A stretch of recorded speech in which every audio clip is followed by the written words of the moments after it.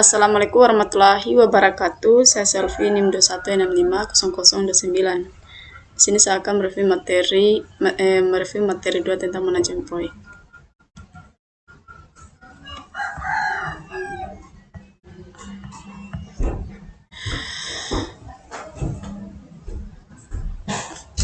Fase definisi. Tujuan untuk memahami dengan baik masalah-masalah yang dihadapi oleh user dalam memperkirakan biaya, waktu, dan penyelesaian suatu proyek.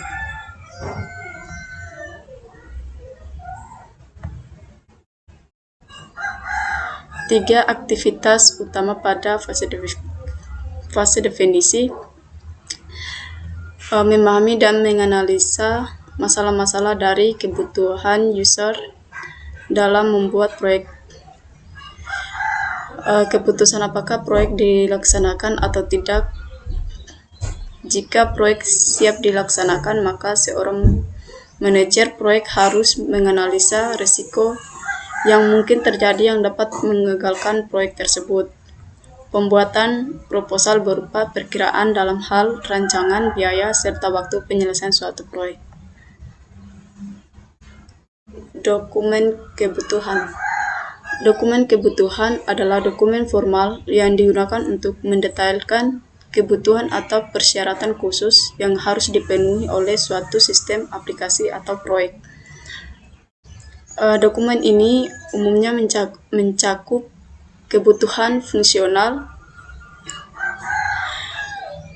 kebutuhan non-fungsional, batasan sistem, serta kriteria validasi dan verifikasi. Tujuannya adalah untuk memastikan bahwa semua pihak yang terlibat dalam pengembangan proyek memiliki pemahaman yang sama tentang apa yang diharapkan dari sistem atau aplikasi yang akan dikembangkan.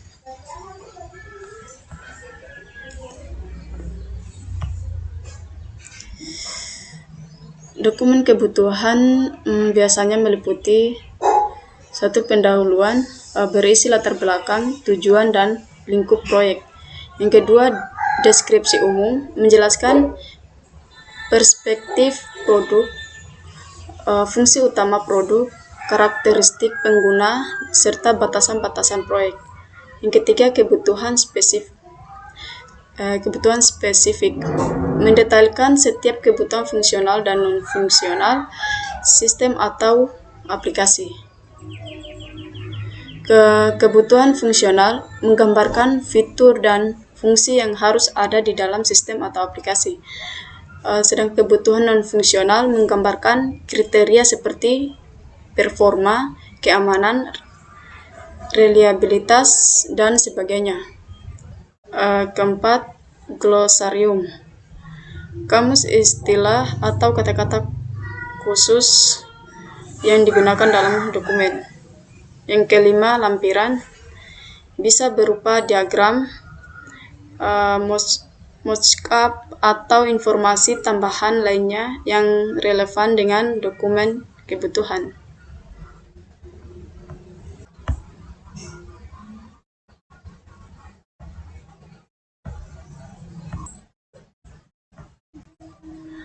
RD menyatakan masalah-masalah yang dihadapi user dan solusi umum yang dibutuhkan. Bahasanya berorientasi pada bahasa yang digunakan oleh user sehari-hari dan jauh dari bahasa komputer. Kadangkala dokumen RED digunakan sebagai permohonan untuk sebuah proposal ketika user menawarkan proyeknya kepada kontraktor luar. Sebelum pembuatan dokumen kebutuhan RD, ada beberapa langkah penting yang harus dilakukan untuk memastikan bahwa RD yang dibuat nantinya akan akurat, lengkap, dan sesuai dengan kebutuhan proyek. Yang pertama, pemahaman proyek. Memahami tujuan, lingkup, dan sasaran dari proyek. Ini dapat dilakukan dengan membahasnya bersama pemangku kepentingan utama. Yang kedua, identifikasi pemangku kepentingan. mengetahui siapa saja yang terlibat dalam proyek dan apa peran mereka. Pemangku kepentingan bisa berupa klien, pengguna, tim pengembangan, dan lain-lain. Untuk yang ketiga, wawancara dan diskusi dengan pemangku kepentingan. Melakukan pertemuan atau wawancara dengan pemangku kepentingan untuk mengumpulkan kebutuhan awal dan mendapatkan pemahaman yang lebih dalam tentang apa yang diharapkan dari sistem atau aplikasi. Yang keempat, analisis pasar. Jika proyek berkaitan dengan produk komersial, analisis pasar bisa membantu untuk memahami tren, persaingan, dan kebutuhan pelanggan. Yang kelima, studi kelayakan. Menilai apakah proyek layak untuk dikerjakan dari segi teknis, finansial, dan operasional. Yang keenam, identifikasi kebutuhan awal. Mengumpulkan daftar kebutuhan awal yang mungkin akan masuk ke dalam RD nantinya. Daftar ini bisa berupa fitur-fitur yang diinginkan, batasan teknis, dan lain-lain. Ketujuh, penyusunan kerangka kerja RD. Membuat outline atau kerangka dasar dari RD yang akan dibuat, ini akan memudahkan dalam proses penulisan RD nantinya. Yang kedelapan, evaluasi teknologi yang diperlukan. Menilai teknologi apa saja yang mungkin diperlukan untuk memenuhi kebutuhan proyek. Kesembilan, pembuatan prototipe awal. Jika memungkinkan, membuat prototipe sederhana dari sistem atau aplikasi untuk mendapatkan feedback awal dari pemangku kepentingan. Yang ke-10, penyusunan jadwal dan rencana kerja. Menentukan jadwal dan rencana kerja untuk proses pembuatan RD agar prosesnya berjalan lancar dan sesuai jadwal.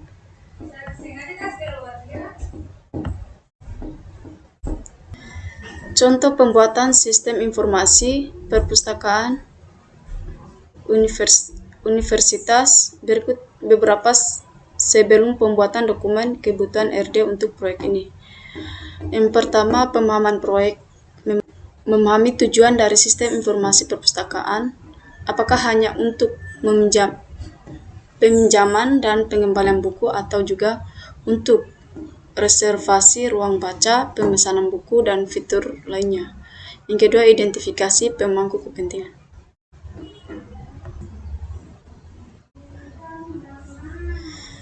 Dalam kasus ini, pemangku kepentingan bisa berupa pustakawan, mahasiswa, dosen, staf IT, dan pengelola perpustakaan. Ketiga, wawancara dan diskusi dengan pemangku kepentingan. Melakukan pertemuan dengan pustakawan untuk mengetahui proses kerja saat ini dan fitur apa saja yang diinginkan dalam sistem baru. Keempat, analisis pasar. Meskipun ini bukan produk komersial, membandingkan dengan sistem informasi, perpustakaan universitas lain dapat memberikan ide fitur apa yang bisa ditambahkan. Kelima, studi kelayakan. Menilai apakah sistem informasi yang diinginkan bisa dibangun dengan sumber daya yang ada, misalnya anggaran, tenaga kerja, dan waktu. Keenam, identifikasi kebutuhan awal. Daftar fitur seperti peminjaman buku, pengembalian buku, pemesanan ruang baca, notifikasi batas waktu pengembalian, dan lain-lain. Ketujuh, penyusunan kerangka kerja RD. Penyusunan kerangka kerja RD ini outline dari fitur-fitur yang akan dimasukkan, struktur database yang diperlukan, dan teknologi yang akan digunakan. Kedelapan, evaluasi teknologi yang diperlukan. Apakah sistem akan berbasis web atau aplikasi desktop?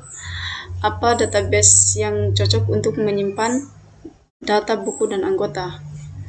Kesembilan, pembuatan prototipe awal. Membuat tampilan awal dari antarmuka sistem untuk mendapatkan feedback dari pemangku kepentingan.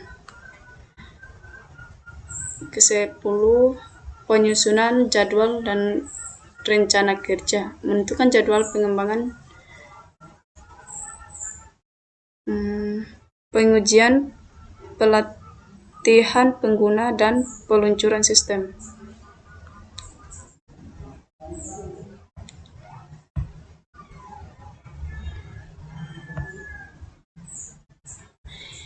Keputusan melaksanakan atau tidak melaksanakan proyek. Setelah kebutuhan-kebutuhan ditetapkan, langkah berikutnya adalah memutuskan apakah proyek bernilai untuk dikerjakan atau tidak. Untuk membantu membuat keputusan itu, suatu studi kelayakan dilakukan untuk menjawab pertanyaan, dapatkah sistem ini dibangun secara teknik? Sayangnya, tidak semua mungkin secara teknik, sehingga pertanyaan-pertanyaan untuk dijawab diubah menjadi dengan biaya berapa sistem dapat dibangun dan apa keuntungannya.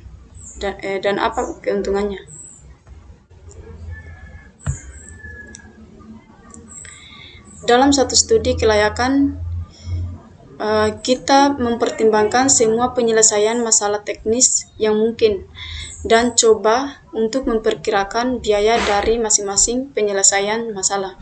Untuk suatu proyek yang berukuran besar, kita mempertimbangkan keputusan utama mengenai hardware apa yang digunakan dan apakah akan membuat atau membeli software.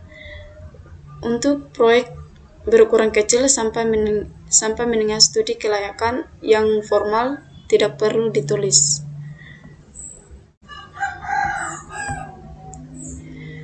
Perkiraan keuntungan ini mungkin saja mudah, tetapi seharusnya tidak dipergunakan. Manajer proyek tidak hanya harus menjawab apakah proyek ini secara teknik dapat dikerjakan, tetapi juga menjawab pertanyaan yang lebih penting, apakah proyek ini dapat dikerjakan oleh saya sekarang?